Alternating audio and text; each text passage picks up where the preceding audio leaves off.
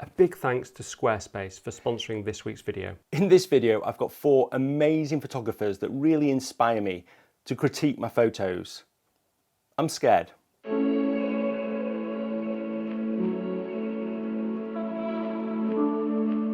Morning everybody, fantastic to see you all again. So this is a video that I've been looking forward to making for a while, but I've also been really scared about making as well. It's a new series where I'm trying to improve my photography. I'm going to be doing many different videos around this series, all about improving my photography. And the first one is getting these 4 amazing photographers that massively inspire me to critique 5 of my images. Okay, so here are the 4 photographers. I've got Alex Nail. Hi Nigel, you've asked me to critique 5 of your images, so I'm going to give it my best shot. I have just had a look through them so that I could figure out what I was going to say to you. And you are someone who knows their way around a camera, so I'm going to give my critique with that in mind and pick up on a few quite particular things. Adam Gibbs. Okay, now Nigel has really given us a hard challenge here because I don't think that any of the images out of the 5 I'd be proud to own any of these photographs and have them in my portfolio. Michael Shaneblum. Hey everyone, Michael Shaneblum here. Nigel, thank you so much for allowing me to critique your work. This is going to be a lot of fun. A little nervous. I should say this before diving in. I'm obviously a huge fan of Nigel's work, as many of you are. So, know that going in. And I've also been asked to don't hold anything back. So I'm going to go hard on these images. But, art is subjective, so take everything I say with a grain of salt. And also, I'm probably going to nitpick.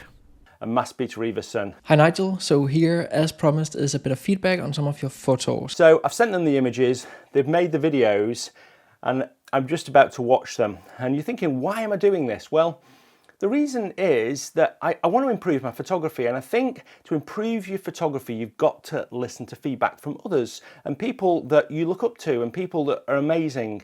I've always done that, but I want to take it to the next level really and really start to be a little bit more thorough about it.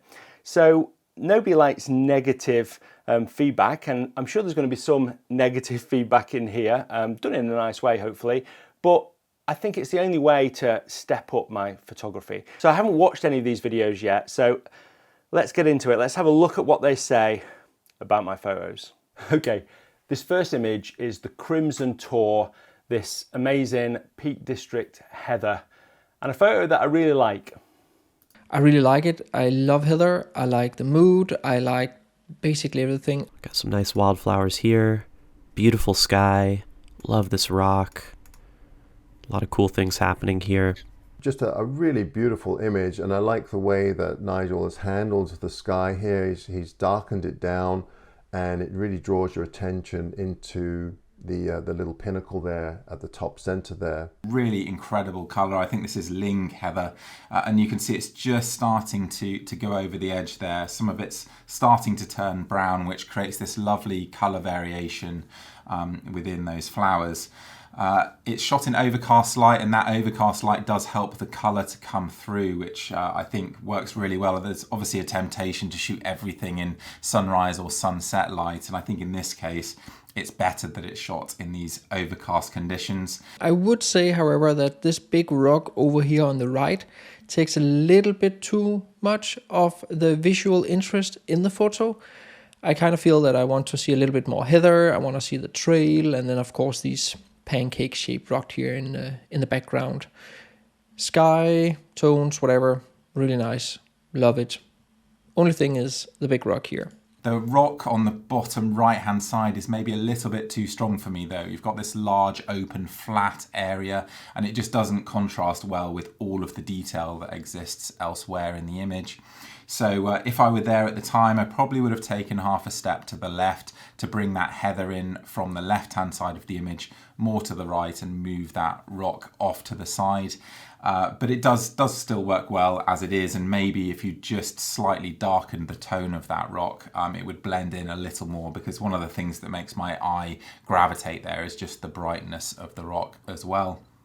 I really like the top of this photograph. I think that the top feels symmetrical and it feels balanced. But I'm a bit conflicted with the bottom of the image because we have such a symmetrical midground and background. It almost feels like this foreground should be symmetrical as well to balance the entire image. So maybe if we were, close up to the flowers over here, a bit to the left, so that we're getting like a symmetrical lead in. This is a personal preference of mine. I'm not terribly keen on the 35mm format as verticals. I just find them much too long. So again, this is more about cropping. I do appreciate that the rock at the bottom here is pulling you into the frame, and then you end up on the little pathway, and the pathway takes you into that beautiful little pinnacle there. If anything, I would try and I would perhaps give 4x5 a go and just crop out that rock altogether, like so. But also maybe a crop on this image too, like cropping out some of this. I feel like some of this bottom area I'm conflicted about. With the brush, I would perhaps tone down the rock on the right side here ever so slightly, and also the pathway, but I'd brighten up the grassy section because that seems to be naturally the brightest object in the bottom of the scene there. And the reason why I do that is to kind of draw you more along the pathway, or that kind of implied pathway. I did notice that there's a little bit of a color cast to the image, so it's slightly magenta, just a few points to the right, I would guess, on your tint slider, and of course that does enhance the color of the heather, but it also harms color separation, and you can see there's a slight purple tint in both the rock and in the sky that isn't caused by the lighting. So I'd probably just make that one small correction, but a really nice image. So that's really hard. It's hard listening to people talk about a photo that you really like because you want to be naturally defensive, and especially when the people that you look up to, you admire their work. And I suppose in a way you've got to treat comments with a pinch of salt because I'm a fairly good photographer. I know what I'm doing, but I also feel that there's things there that I see that every one of them picked up on, and that was that rock. So that rock being really dominant. And I remember when I took the photo that I felt that rock was quite dominant and I wasn't sure about it. But actually when I edited it, I tried to tone down the rock, but I probably didn't tone down the rock enough. And I also agree with what Michael and Adam were saying around the crop, I think, and just cropping that bottom off. Looking at it, I think that's something that I'm going to take a look at again and see if I can improve it. It was really, really interesting. I think already I've learned something about my photography and my photo that, has been really helpful. So I'm actually now really excited about looking at the next critique of the next photo. The next image is Janella. So this is some amazing sea stacks in Madeira, and really is one of my favorite images, this. So this is going to be so interesting what everyone says about it. This one's cool. This is just a cool spot in general, but I mean, love the wave motion captured here, that powerful wave motion, the softness of the sky here, the pastel tones. Obviously very dramatic, cold feeling scene with this wave crashing over a rock, and a shutter speed that I guess has been chosen to show that wave motion, and that certainly comes through. Far preferable to me than these sort of super long exposure ice water images, which are so commonplace these days. It's a stunning shot, stunning location. I really can't see how I would change this. This is the way that I would probably try to compose a photograph, have a really strong foreground that really helps the midground. It really relates to the midground, and I like the wave action in the middle there. Especially the shutter speed choice on the wave is really awesome here. So this one here from Madeira looks really cool. I really like the glow on the rocks. Looks so beautiful. It's maybe a little bit too blue to my humble opinion. maybe a touch heavy on the blue saturation. I think the white balance here is slightly the other way to that previous image. I think it's very slightly green, and that makes the blues a little bit cyan, and cyan's a really difficult color. It can make things look electric pretty quickly, and so I just introduce a tiny bit of magenta into your edit. I feel like I see more colors here that could be pulled out, especially down here towards the horizon. Like some of those softer warm tones would be nice to see accentuated with some dodging and burning. The only thing that I might do is just tone down the brightness of this rock here so that our attention is more on the central rock there. You've found the most interesting rock by the looks of it to position centrally again and reflect the central placement of the stack behind. I probably would place the stack off to the left myself just to have that diagonal line sort of running off to the right hand side, but again it works perfectly well centrally placed. Maybe one tiny thing is I feel that the C-stacks are maybe a little bit too far on the right, but yeah, it's a matter of taste in the end, I think. Well, that was a good feeling. It's like being in class and your teacher gives you a good mark. So it seems like everyone liked that photo, so that was good, because I would have been hurt if people hadn't liked that photo, because it's one of my favourites. Certainly the shutter speed on the waves was something that I did a lot of trial and error with. I always do that when I'm doing seascapes, so I was quite pleased about that. I have to admit, the colour is something that I think I've messed with so much, and I totally agree. Michael was saying that there's colours that I can pull out in the background. I've tried to do that, and I've always felt that it just doesn't quite work. So that's definitely something I'm going to try again. I know that Alex is really keen on colours and trying to get stuff that's true to life, and I don't think this was true to life. I definitely introduced blue into the image, but that was my preference, and I think in some way that's your style, isn't it? You know, I think if you ask a few different photographers, there's going to be a right and a wrong, but there's going to be preferences as well. I definitely think toning down the rocks and changing them a little bit is something I can look at as well, because I've done that so much, and I've done so much editing on this photo just to slightly dodge and burn the rocks. So that's going to be interesting to go back to. I just want to quickly say that all the knowledge that I've used to capture these photos has been distilled into my masterclass 1 and 2. 1 is for if you're a beginner. 2 is if you're looking to take your photography to the next level. But both of them have got loads of tips around composition, editing, and on location as well. You know, how I plan when I go to locations, all around woodland, seascapes, and vistas. And there's a Black Friday sale that's starting now, and it's 50% off till next Sunday. So there's a link in the description below. If you're interested in my masterclass, now's a great time to get it. Okay, the next image is from Iceland, from Vestrahorn, and it's a really interesting one, this, because I like this image, but there's something that I'm not 100% sure about, but I spent so long composing this image, so it'd be interesting if people pick up on that. The photograph in Iceland, again, beautiful light, really stunning light. Wow.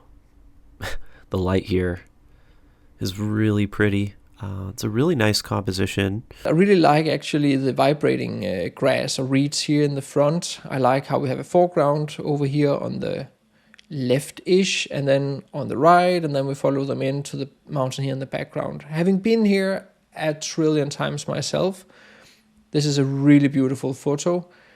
I personally would probably have seen if I could angle myself so that the mountain here in the background is a little bit further into the photo, a little bit further towards the middle.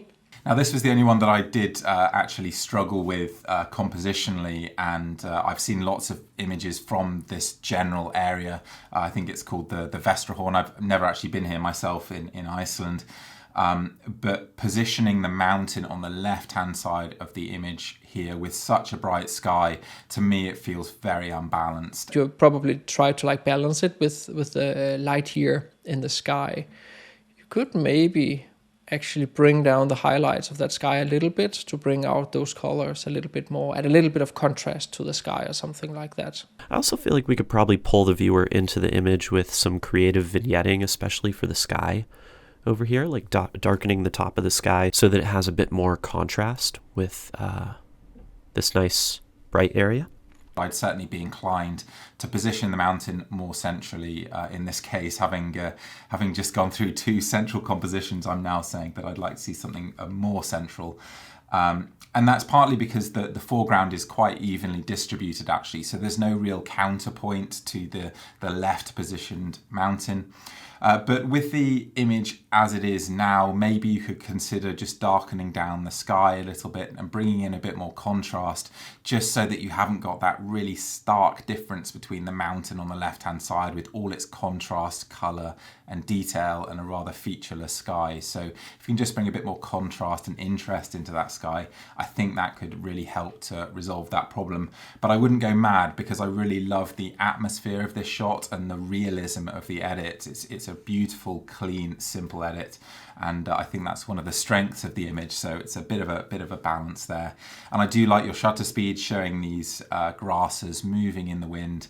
It makes me feel like I'm there a lot more than if they were just frozen. This foreground element that's so close to camera, I'm a bit torn. I feel like my initial reaction was that I don't want to see it. That I would want to be 2 to 3 feet closer and maybe just start with this bit of hill as the foreground element. And the reason for that is I love the repetition of pattern here, and just this gorgeous soft light that you've got that leads to the gorgeous soft light on the mountain. I think that this could work in the foreground if maybe it was darkened so that it's not brighter than, like, this area right here is darker than this area. So maybe if this was darkened so that the viewer's eye was being led into these hills, I think that it could work better, as there are a few nice leading lines here. And I do like how this diagonal pattern is the opposite of this diagonal line. So yeah, a bit conflicted there. I also, I think it's subjective, but I feel like this out of focus bit, I'd almost like to see it more blurred so it's more surreal, or just have it be completely in focus. The one thing I do find with this photograph, though, is that the tuft of grass on the right feels a little bit too close to the edge.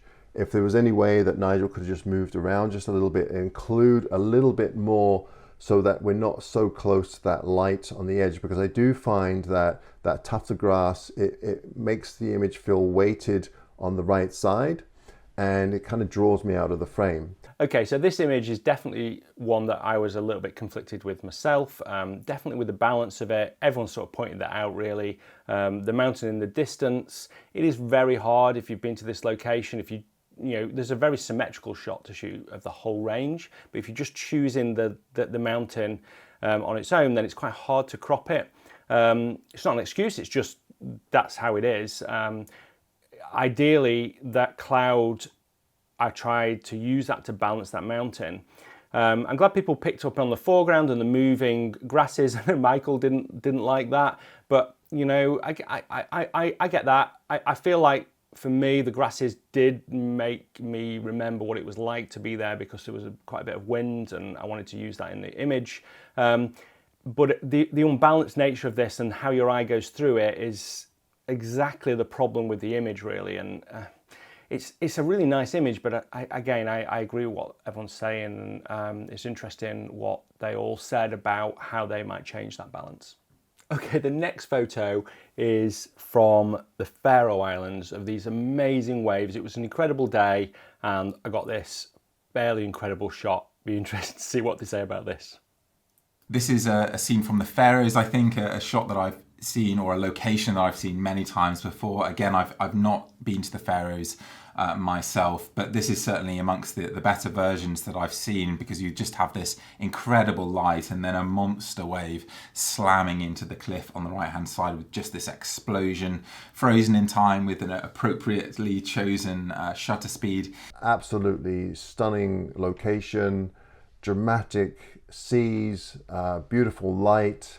I have been to this location myself. I didn't get a photograph as good as this one. That is one of my favorites of yours. I was there myself. I stood up here on the rock. There's not a whole lot to say about it. Beautiful tones, epic conditions, epic wave.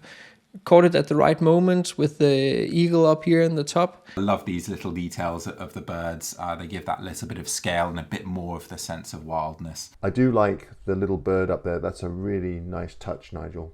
It's an eagle. Wow. This is much better than anything I've gotten at this spot. A lot of really cool elements here to focus on. A lot of awesome things happening. It would be nice if there was a little bit more space to the right-hand side of the image, just to give that wave a bit of breathing room. But of course, you might not have anticipated exactly where that wave was going to explode. And so you just don't have the time to recompose when this is happening, obviously. If I have to nitpick something, maybe it was so that you were zoomed a little bit further back out, had a little bit more foreground, and also so we could see where the wave really impacted on the cliff wall. Look at that wave right on the edge of the frame. It's beautiful, powerful wave right before the waterfall. I do think it's a bit close to the edge of the frame here, and it almost pulls me out of the frame because we're so close to the edge here. So I wonder what it would look like if we had, a bit more to this right side. We have this really dramatic wave on the right side, and then we have the nice light coming in from the left side. And I think in this case, perhaps Nigel has tried to include just a little too much.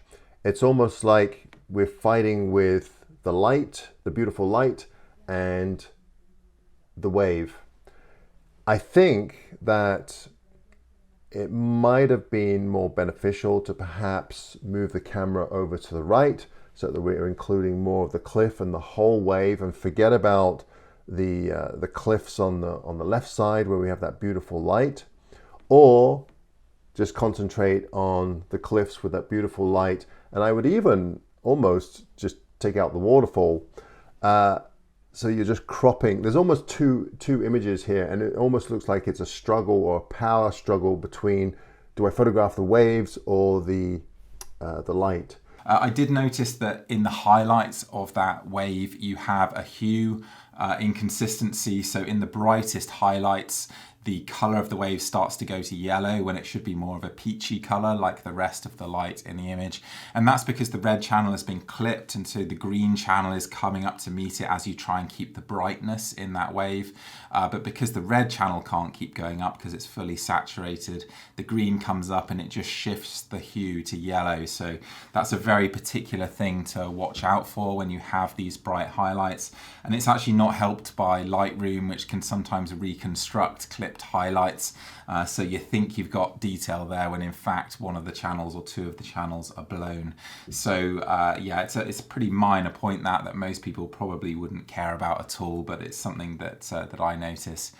And in terms of the edit, I think this is great. This is right up my street, nice and realistic, and a really important point, you've kept the light source incredibly bright, and so it's a believable light source for the rest of the image. That was interesting feedback. I think by and large everybody liked that photo. I think it is a dramatic photo. I'm really proud of it. I really like it. It's interesting because the things that they pointed out in terms of the left and right are definitely things that were in my mind actually when I was taking the photo. And it was one of those things that I had a 24-70 lens on, and I didn't want to change it to my wider lens because I felt like I wanted to be zooming in to be able to get the wave and then zoom out to be able to shoot the wider scene. And a 24-70 seemed like the best lens.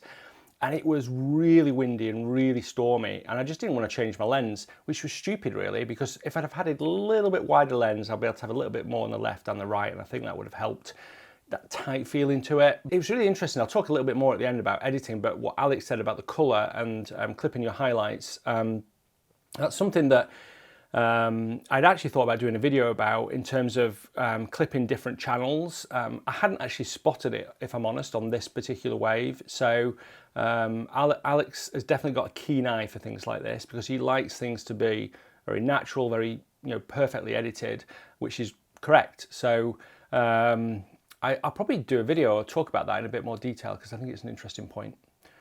Okay, on to the final image, and this is a woodland image, so something a little bit different. And this is an image that I took in just after lockdown of these amazing silver birches in the Peak District. Our last photograph, a woodland shot, which I personally don't even feel qualified to be critiquing Nigel's woodland work. You are so great at woodland photography. Who am I to say anything? The light is so soft and beautiful. I really cannot find any fault with this. A complete change of tack here, a lovely refreshing summer woodland, and this is when white balance has been done perfectly because you get this lovely colour separation through the greens, from the really bright yellow greens to the much darker appleier greens in the shadows. So there's this complete colour variety, and I think a lot of people would end up with quite a green tint to the image, and that just smashes all of those greens together and would spoil the image. So this is a great example of white balance done perfectly, and the mist obviously offers some really nice separation and atmosphere, which of course every woodland photographer looks for. That's no secret there, but this is just the right amount of mist so we can see the trees in the distance. I personally really like that there's so much greenery in there and that it's not really like a whole lot of autumn colors. What I do find with this photograph though is that the tree on the right is competing a little bit with the trees in the middle. It's really well balanced, but I do find that you could probably just crop that right out. So we just have more of a 4x5, something like that. It just simplifies the photograph for me.